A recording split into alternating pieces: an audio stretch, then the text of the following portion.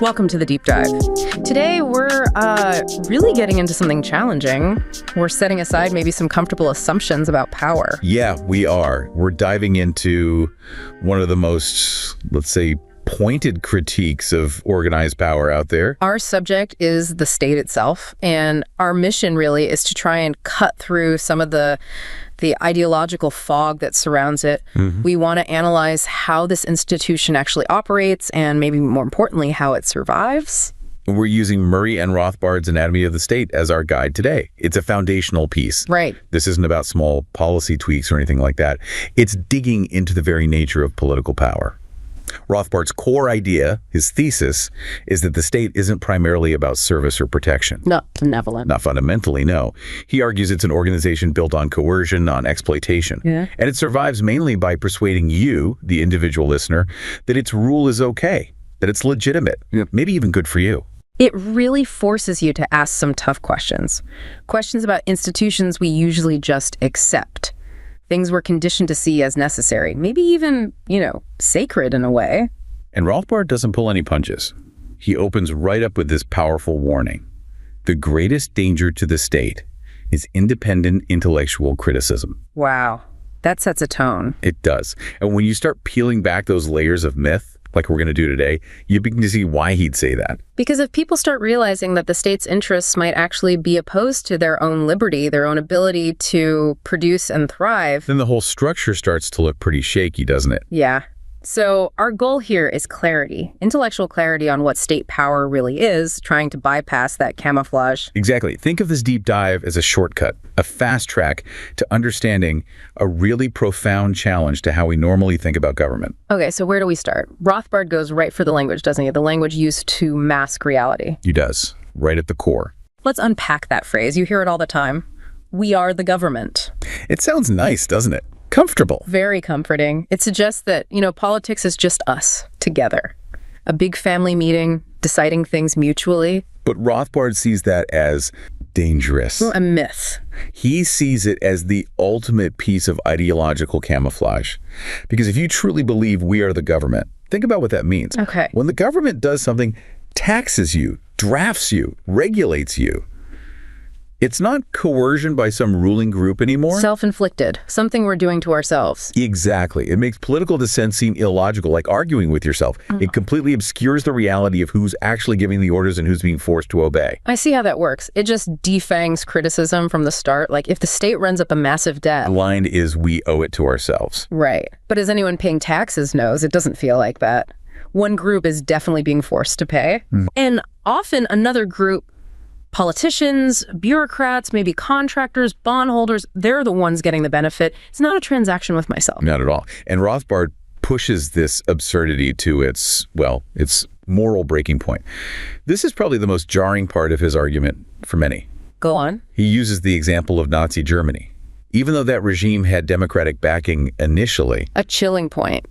the victims, say the Jewish population murdered by that state, you cannot possibly argue they were part of the government in that context. To say we are the government in that situation implies they committed suicide. That's stark. It really exposes the flaw in the logic. It proves that this idea of some organic unity, this collective governance idea, it just cannot morally or logically erase individual victimization. It can't erase coercion. So the key distinction for you, the listener, to really grasp here is we are not the government. The state is something separate. Fundamentally separate. Even if, say, 70% of people vote to tax the other 30% heavily. It's still coercion.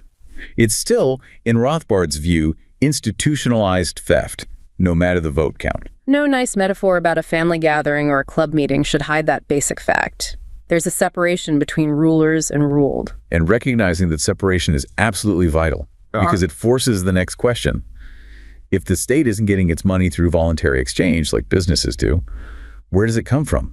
Which brings us to how wealth is acquired in the first place. Rothbard uses Franz Oppenheimer's framework here, right? The two paths. Yes. Oppenheimer identified two fundamentally different ways to get wealth.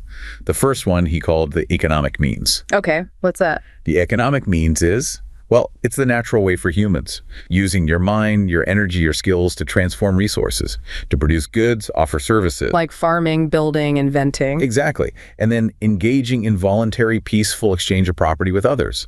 I trade my surplus wheat for your shoes. We both benefit. Society gets richer overall. Precisely.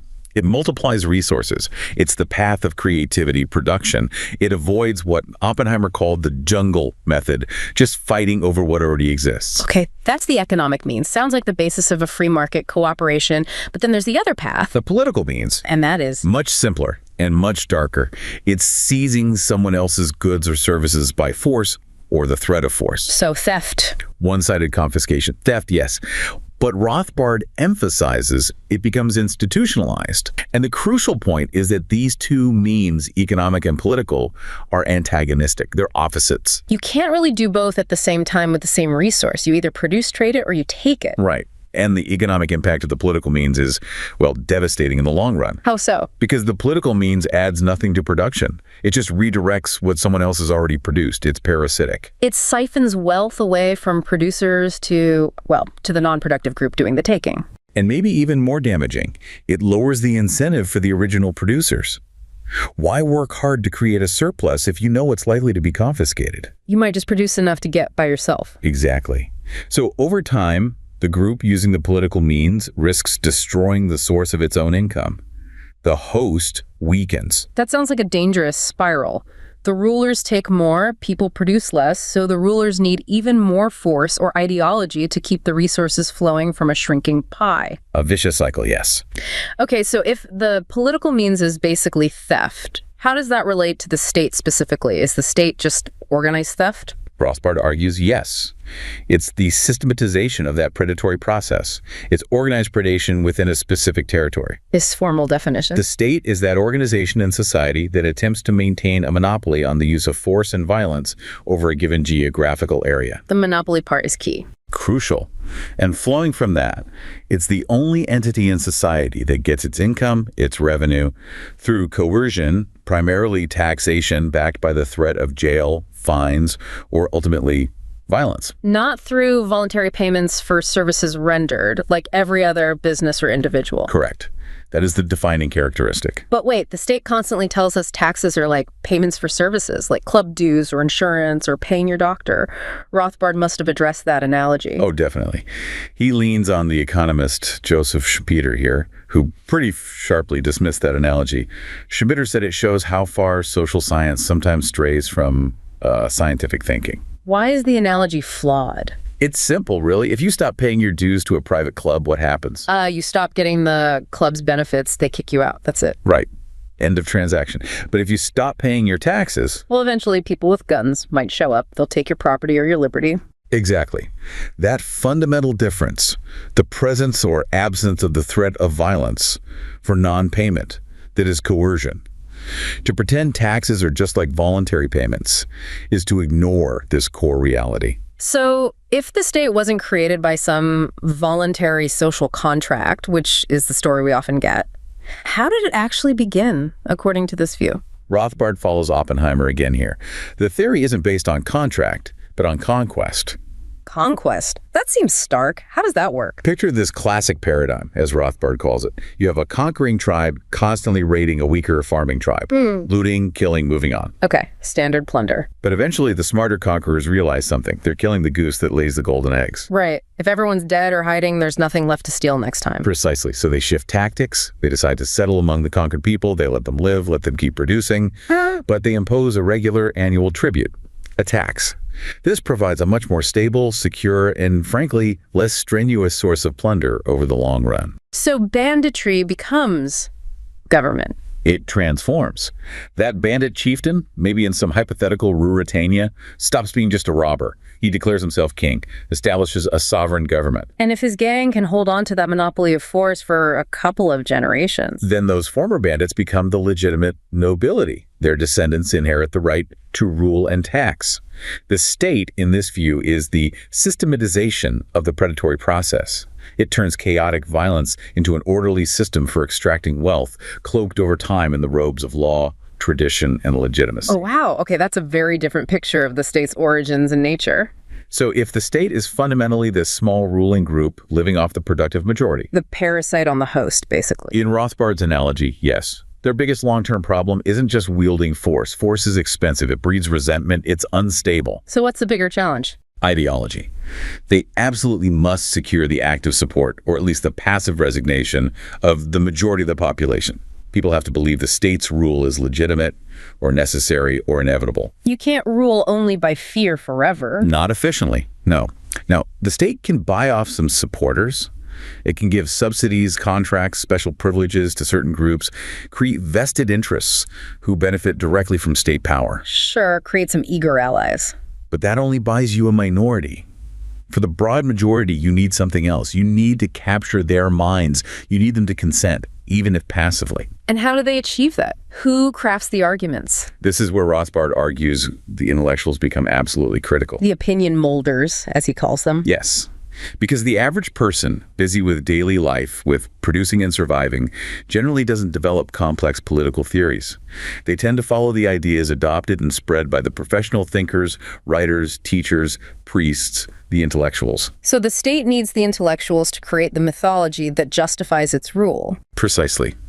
And there's a kind of trade-off here. An alliance forms. What's the trade? What does each side get? Well, think about the intellectual's life in a purely free market. It can be uncertain. The masses aren't always eager to pay for abstract ideas or complex analyses. Right, it's not always a bestseller. No, but the state can offer the intellectual something very attractive. A secure job, a steady income, prestige, a platform. Think of positions in state universities, government bureaucracies, courts, official historical commissions. A secure and permanent birth, as Rothbard puts it. Exactly. And in return for that security and status, the intellectuals perform the vital task of weaving the ideological cloak. They provide the arguments, the justifications, the rationales that convince the public to accept state power. They become, in a sense, the intellectual bodyguard of the ruling class. Can you give historical examples of this? Rothbard mentions the professors of the University of Berlin in the 19th century who were quite open about seeing themselves as the intellectual bodyguard of the House of Hohenzollern, the Prussian rulers. Wow, explicit. And today, you might see it in the development of things like strategy science or national security studies, often heavily funded or influenced by the state and military apparatus. It lends an air of academic legitimacy to state priorities. It turns state violence and power into subjects of expert analysis, making them seem normal, necessary. It helps integrate them into the accepted framework of society. Okay, so the state needs ideology, and it partners with intellectuals to create it. What specific arguments or tools does Rothbard identify in this ideological arsenal? There's a whole range developed over centuries. They're designed not just to defend specific policies, but really to defend the state's fundamental right to exist and coerce. Let's tick through some. The oldest one must be making the rulers seem special, godlike. Absolutely. Deifying the rulers. The core idea is simple. Convince the subjects that their rulers are vastly superior, wiser, stronger, maybe even divine compared to the ordinary person. Historically, that was divine right of kings. Yes. God appointed the king, so obey the king as you obey God. In our more secular age, this often morphs into portraying rulers as scientific experts or highly trained technocrats or just a generally wise aristocracy who understand complexities the average person can't grasp. The justification shifts from God's will to, like, scientific necessity. Right. The underlying message is the same. These rulers are special, you are not, so you should obey. And historically, religion itself was a huge tool, right? The church-state alliance. A cornerstone. Mm-hmm. If the ruler is God, or is chosen by God, then resisting the ruler isn't just treason, it's blasphemy. A powerful deterrent. Immensely powerful. The priests often acted as key intellectuals, securing popular worship for the rulers, making obedience a sacred duty. Okay, so you establish the ruler's internal authority, but states exist in a world with other states. How do you get your people to fight other people who might be very similar to them? Nationalism and war propaganda. This is crucial. Rothbard argues that wars are fundamentally conflicts between ruling classes over territory or resources. Rulers of Ruritania versus rulers of Waldavia. Exactly. But how do you get the average Ruritanian farmer to risk his life fighting the average Waldavian farmer? Yeah. You have to convince him the war isn't between rulers, but between peoples. You identify the state with the people and the land. An attack on our government is an attack on us, on our homes, on Ruritania itself. Precisely. You manufacture an external threat. You instill fear of those other rulers, those other people. This converts a power struggle between elites into an existential battle for national survival, compelling subjects to defend their rulers under the guise of defending themselves. That identification state equals people equals territory also gives power to another weapon. Tradition. Immensely so. The longer a ruling dynasty or a state structure has existed, the more legitimate it seems. It's always been this way. The sheer weight of history. Yes. The X dynasty ruled for 500 years. How could you question it now? Worship of one's ancestors can suddenly become worship of the ancient rulers those ancestors lived under. Any new or critical idea can be dismissed as radical, dangerous, disrespectful of tradition. Which brings us back to that opening warning about independent thought. The state must fear individual dissent. How does it try to suppress it ideologically? By constantly deprecating the individual and exalting the collective. How does that manifest? Think about common phrases and social pressures. Don't be selfish. Think of the group. Adjust to society. Listen to your brothers. Critical ideas, challenging ideas, almost always start with one person or a very small minority. So the state needs to make conformity seem like the highest virtue. And independent thought seem like a dangerous deviation. Rothbard quotes H.L. Mencken here brilliantly. The most dangerous man to any government is the man who is able to think things out for himself. Uninfluenced by the prevailing superstitions and taboos. Because that man might actually question the emperor's new clothes. He might indeed.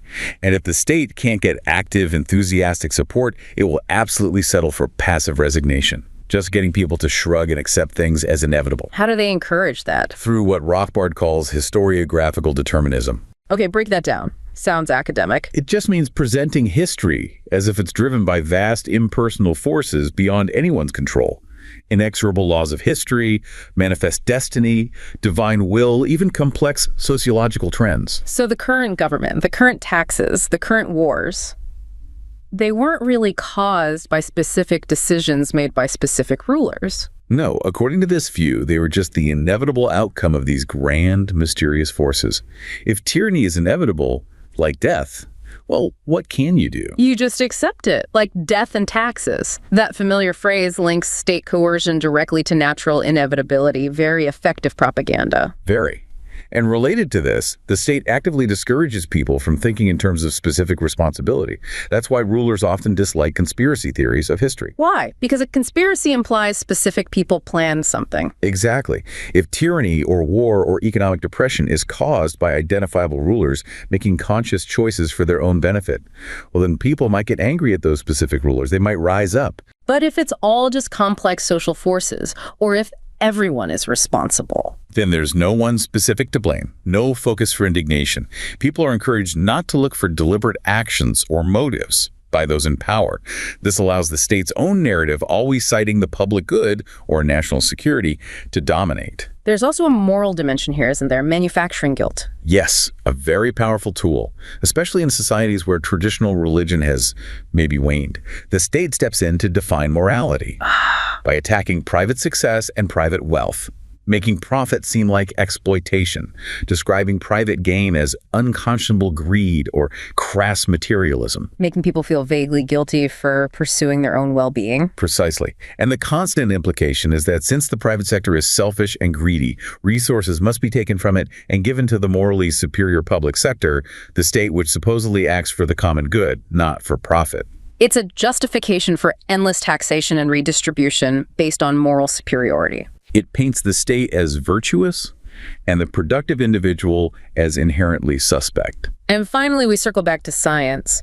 How does the state use complexity, like economic jargon, as an ideological weapon? This is key in the modern era, replacing divine right with the authority of the expert, the scientist, the planner. State rule is presented as ultra-scientific. But how does it mask things like, say, economic exploitation? Rothbard uses the example of the robber versus the state. Right. Imagine a simple robber steals $1,000 and spends it. Maybe he buys shoes. The shoe store owner benefits, right? Temporarily, yes. But a classical economist would say, wait, the victim lost $1,000. The net effect on society is negative. Plus there was violence involved. It's clearly theft. Okay. So how does the state spin it when it takes the $1,000 via taxes and spends it? Well, then the state's intellectual bodyguards step in with complex Keynesian equations and talk about the government spending multiplier, Making it sound like the spending is actually creating wealth. implying it's a vital stimulus, a net positive for the economy. The sheer complexity of the models, the jargon, the appeals to scientific authority, it all serves to mask the fundamental transaction, which is still coercive confiscation. It makes the average person feel like they just don't understand economics well enough to question the experts running things. Exactly. The complexity is the camouflage. It reinforces the idea that the rulers possess special knowledge the subjects lack. Mencken really hit the nail on the head, didn't he? He said the average person instinctively knows the government is separate, often hostile, exploiting them. All this ideology is just trying to convince people that their gut feeling is wrong. That's a good summary of Rothbard's perspective on state ideology. It's a constant battle against common sense. Okay, so if the state is inherently predatory and uses ideology to survive, what about attempts to limit it? Constitutions, checks and balances, surely those work sometimes. Rothbard is deeply skeptical here. Yeah. He draws on the French thinker Bertrand de Jouvenel, who observed something fascinating. Which was it? That historically, concepts originally designed to check state power, things like divine sovereignty, limiting the king, natural rights, parliamentary democracy, even written constitutions themselves. They often get turned around. Exactly. The state manages to seize these very concepts and transform them into intellectual rubber stamps for its own legitimacy and power. The tool meant to limit becomes a tool to justify. How does that work in practice? Let's take the American example. The Constitution, Bill of Rights, judicial review by the Supreme Court, wasn't that designed as the ultimate check? It was intended that way. But Rothbard highlights the work of legal scholar Charles Black, who pointed out a deep paradox. Black argued that judicial review, far from just limiting the government, often functions primarily to provide ideological legitimacy to the government's actions. Whoa. How can the limit also be the legitimizer? That sounds dangerous. It is. Think about it from the government's perspective. It wants to expand its power, maybe impose a military draft, regulate a whole industry heavily, restrict certain kinds of speech during wartime. Actions that clearly seem to overstep traditional limits on power. Right. And this creates a problem. The public sees the gap between the theory of limited government and the reality of expanding power. This could lead to widespread discontent, maybe even rebellion. Okay, so where does the court come in? The court steps in and reviews the controversial action. If the court declares it constitutional, then most people will accept it, even if they don't like it. That's Black's point. And Rothbard agrees.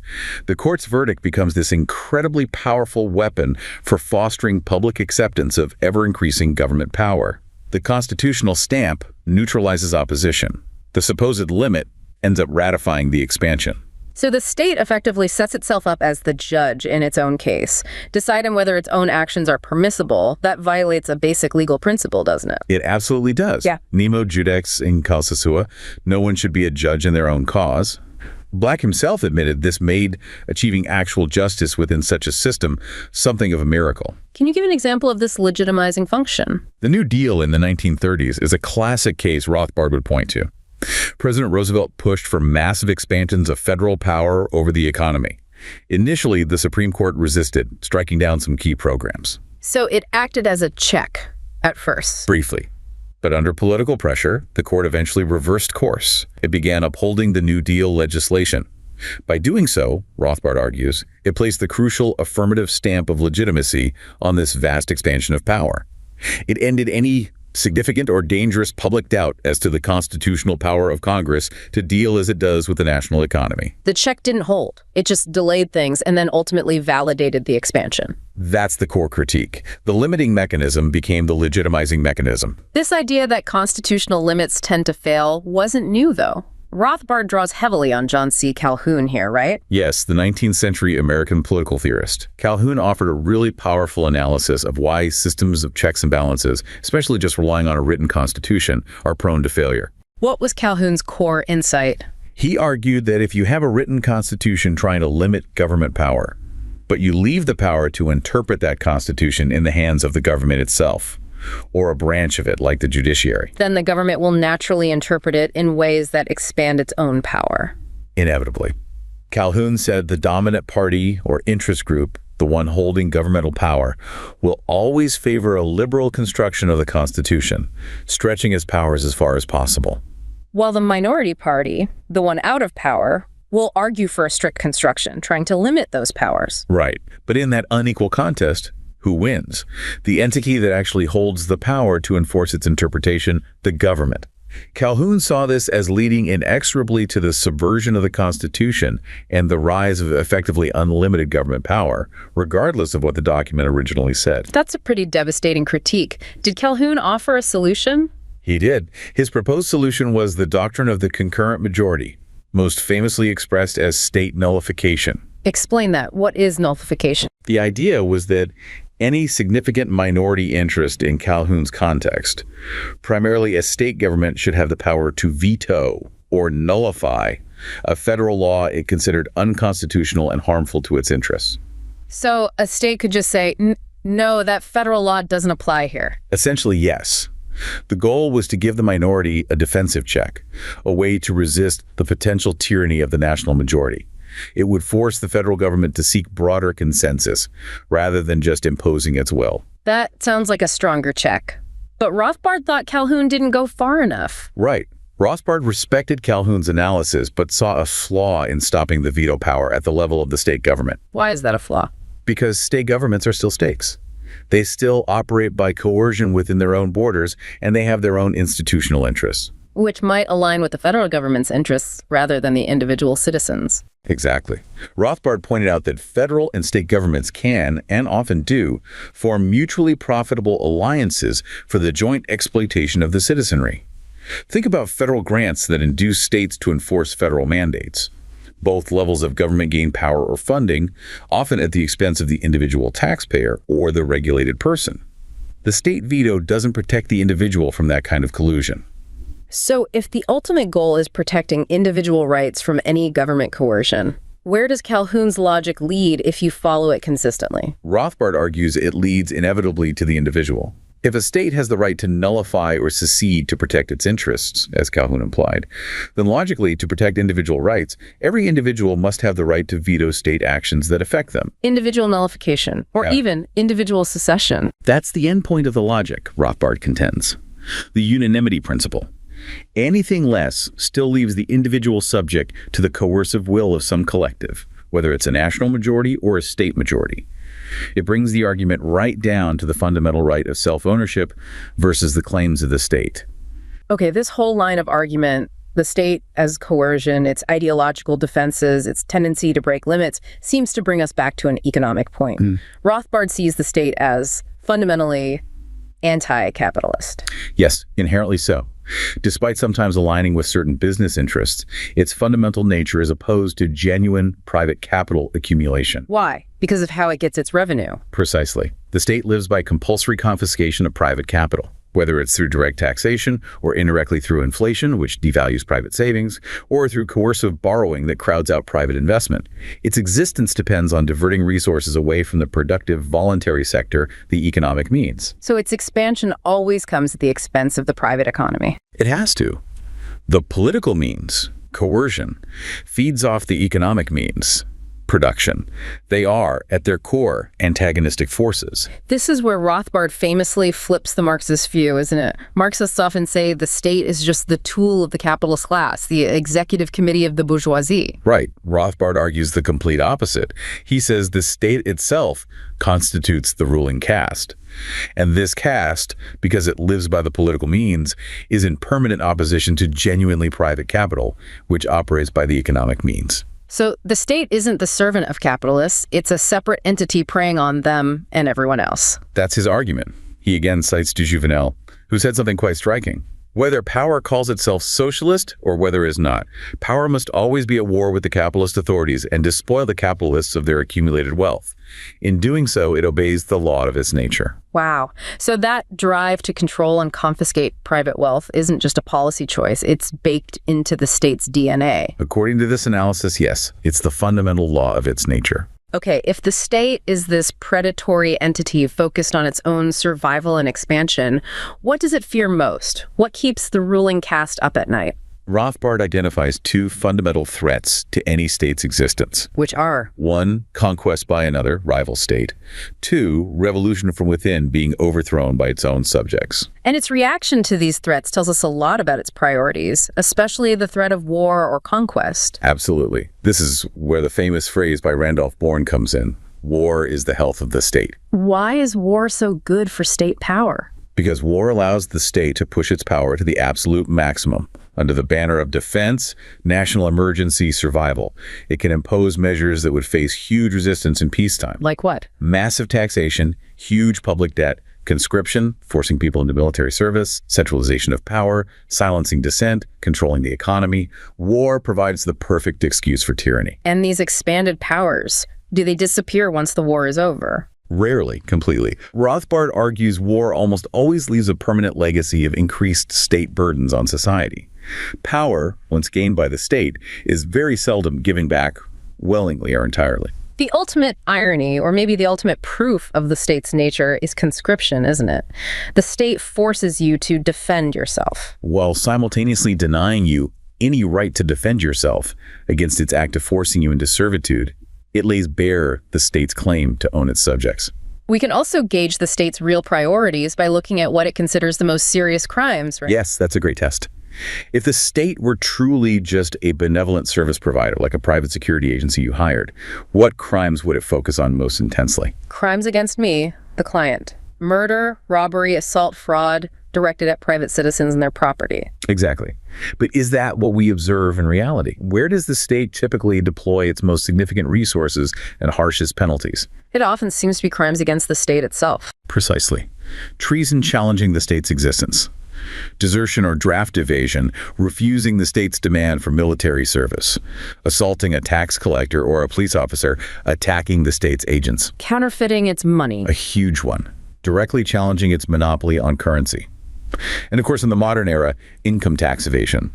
The sheer complexity and resources poured into pursuing tax violations often dwarfs the effort put into solving everyday property crimes against citizens. So the state's actions clearly show its own defense and contentment, or its highest priority, ranked well above protecting the public from common criminals. Rothbard argues this is undeniable evidence of the state's true nature. Its priority is preserving itself against the public, from whom it extracts resources. Now, the world isn't just one state. It's divided up among many. How does this affect things? What are relations between states like, fundamentally? Given that each state, by its nature, seeks to expand its power and resource base, Rothbard argues that the natural tendency in interstate relations is conflict. One state trying to conquer or dominate another's territory and population. An inherent drive towards expansion and war. Yes. This reality led to attempts over centuries to try and impose some limits, some rules on this conflict through things like international law. The laws of war, neutrals' rights, things like that. Exactly. And Rothbard points out that the original goal of much of this early international law, say in the 18th century, was quite specific and important. What was the goal? It was trying to limit the destruction of war primarily to the state apparatus itself, the armies, the rulers, the government assets. The idea was to preserve the innocent civilian population and their private property and commerce as much as possible. Wow. So war was seen more as a conflict between governments, not entire populations. That was the ideal of civilized warfare they were striving for. It sounds almost unbelievable today, doesn't it? It really does. What did that look like in practice? Well, think about accounts from 18th century wars. Battles were often fought between professional armies in designated areas. Sometimes civilians might even watch from a safe distance. Postal services between warring nations might continue relatively uncensored. Private merchants could sometimes even trade with citizens of the enemy nation. Because the war was between the kings, not between the peoples. That was the underlying philosophy. But compare that to modern warfare. Night and day, total war. The entire economy, the entire civilian population becomes part of the war machine and therefore a legitimate target. Precisely. Rothbard argues the rise of the modern centralized democratic state, ironically, helped erase that distinction. The idea of limiting war just to the state apparatus now seems hopelessly quaint and obsolete. Total war vastly increases the state's power over its own population during the conflict and usually leaves it stronger afterwards. Okay, one more point on international relations, treaties. We tend to think of them as binding contracts, carrying a kind of sanctity. Rothbard argues this is flawed. Why? It comes back to property rights. A legitimate private contract involves the transfer of titles to actual private property. If I sell you my land, my heirs are bound because the title was legitimately transferred. Okay, makes sense. But does a government truly own the territory it rules?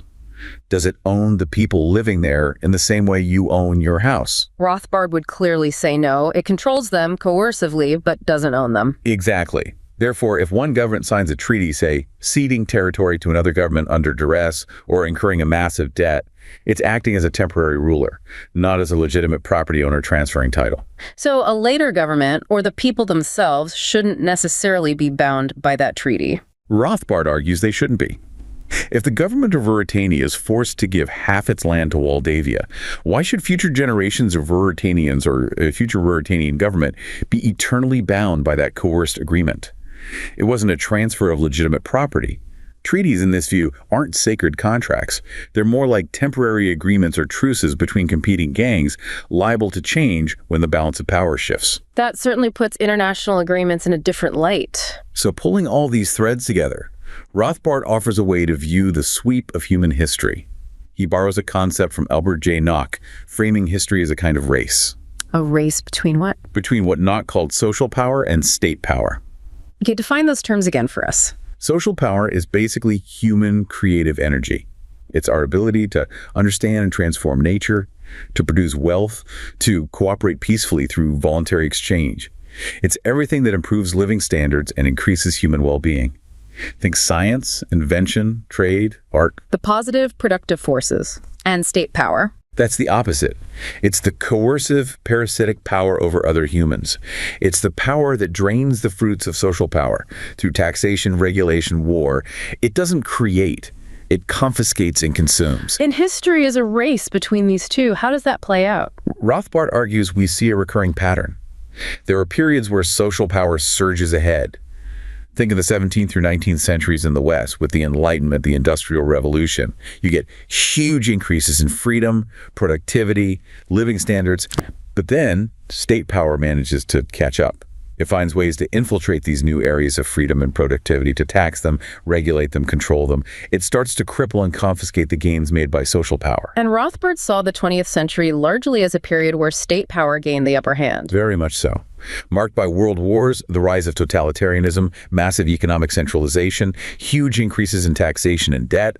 He saw it as a major regression, a reversion towards slavery and destruction, fueled by resurgent state power, overwhelming social power. And to maintain its position in this race, the state always tries to capture certain key strategic points in society, the command posts. Yes, absolutely. There are certain levers of control the state always seeks to monopolize and never relinquish if it can help it. The monopoly of violence, obviously. Ultimate judicial power being the final decider of disputes, especially disputes involving itself. Control over communication and transportation networks. Control over education, shaping the minds of the young. Crucial for ideology. Vitally important. Yeah. And especially in the modern world, the absolute monopoly over money. Controlling the money supply gives the state a stealthy way to tax through inflation and to finance its activities without direct, explicit taxation that might cause more resistance.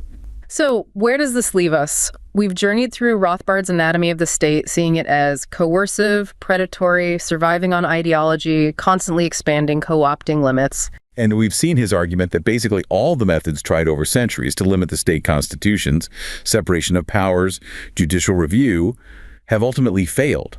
They've been captured and turned into tools by the state to legitimize itself. It paints a pretty bleak picture.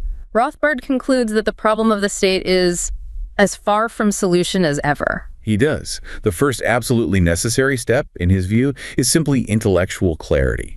Seeing the state for what it is, recognizing that its interests are fundamentally not the same as the interests of the individuals living under it. But if the core problem is ideology, if the state is held together by this manufactured consent created largely by intellectuals, how do you even begin to dismantle that? Rothbard suggests the only path forward requires the sundering of the alliance of intellectual and state. Breaking that partnership we talked about earlier. Yes. He believed that genuine progress towards liberty requires the creation of new centers of intellectual inquiry, research, and education that are completely independent of state funding, state control, and state prestige. like the independent scholars and thinkers of the Renaissance or the Enlightenment, who often worked outside the established state-aligned universities. Exactly. He saw that as the model.